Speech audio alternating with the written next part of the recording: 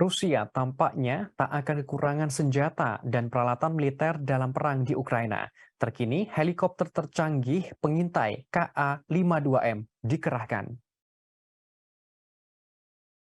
Pihak industri pertahanan Rusia menerangkan helikopter canggih KA-52M pertama dikirim ke tentara Rusia. Disebutkan pasokan akan terus berlanjut tahun ini. Menurut informasi, kini ada 10 helikopter dipasok untuk penerbangan tentara Rusia. Pabrik penerbangan Arsenyevsky akan terus melakukan produksi helikopter semacam itu. Sebagaimana diketahui, situasi pertempuran Rusia dan Ukraina semakin memanas.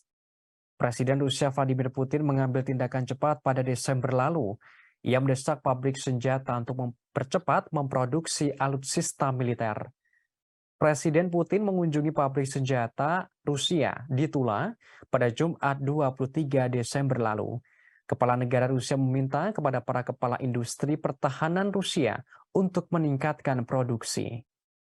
Mereka didesak mempercepat produksi senjata yang diperlukan perang, termasuk semua senjata, peralatan, dan perangkat keras militer. Presiden Putin menegaskan senjata-senjata yang diproduksi akan digunakan untuk kebutuhan pasukan Rusia di garis depan terlebih dahulu. Orang nomor satu di Rusia optimis akan memenangkan peperangan di Ukraina. Meskipun Ukraina menerima bantuan miliaran dolar untuk militer dari Barat.